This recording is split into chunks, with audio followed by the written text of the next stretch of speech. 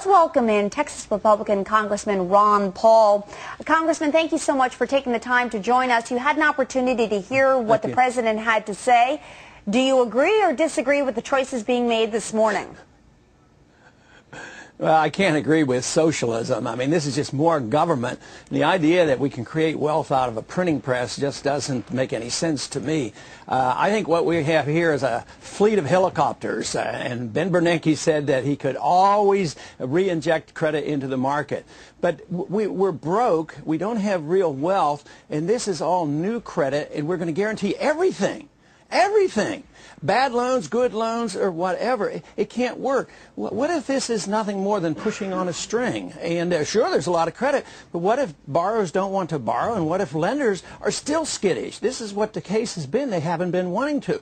Even some of these big banks aren't all that anxious to be socialized. So it is a mess. I just can't believe for a minute that just creating credit out of thin air will solve the problem. This, to me, is a dollar crisis, and what we're doing here is guaranteeing the devaluation of the dollar. I was just going to say that because, you know, Congressman, you and I have talked about this on many occasions about what has been happening to the dollar, particularly over the past couple of years, and the fact that you're unhappy that consistently we appear to not truly be supporting a strong U.S. dollar. Let me ask you this. If, in fact, we are in the midst of a global recession and that the U.S. is at the forefront of turning things around and we do see the European Union cut rates aggressively, is there a chance that sort of de facto the dollar becomes stronger because we're at the forefront of this as opposed to us doing something that would truly restore confidence in the U.S. dollar? Well, they're looking at the wrong thing. If you look at the dollar in relationship to other weak currencies, they're all fiat currencies. So Europe is socialized and they run out debt. How can you say the dollar is strong because temporarily it goes up against the euro or whatever?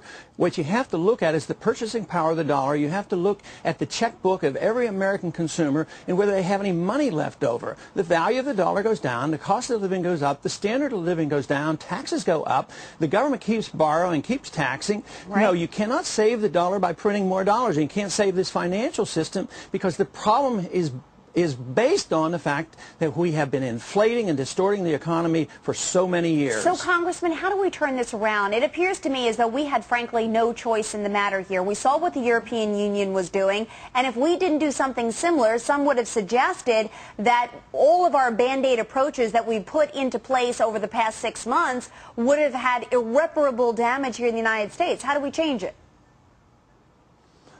Well, you change it by allowing us to return to the marketplace. We shouldn't have the government dictating everything and all the guarantees and the loans and the inflation. You have to allow the liquidation of debt. You have to allow the market to set the prices. And what we're trying to do now is fix prices, keep prices of houses up and financial instruments up artificially. You know, getting illiquid assets, that means they're worthless, and the taxpayer has to buy these. This won't solve the problem.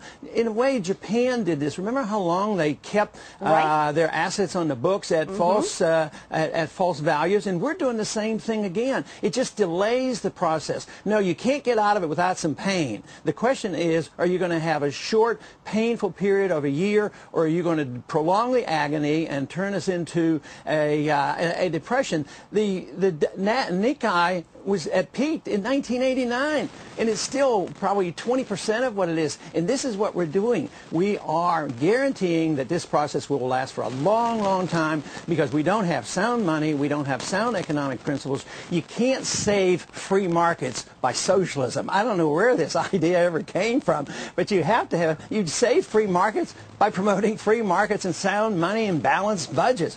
The whole reason why nobody wants to address the real problem of this is we're spending $1 trillion a year overseas running an empire, and it's coming to an end. This country is bankrupt, and we won't admit it.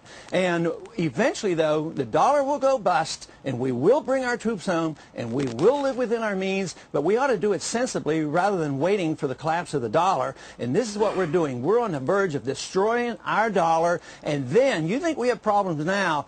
problems then will be a lot worse. It'll look like the Weimar Republic or a third world nation. And a lot of people know that, and they're scared to death. But we don't need to be making the problem worse by just propping up everything with more government programs and more inflation and more helicopters. It won't work. All right, Congressman Ron Paul, thank you so much. Love your enthusiasm.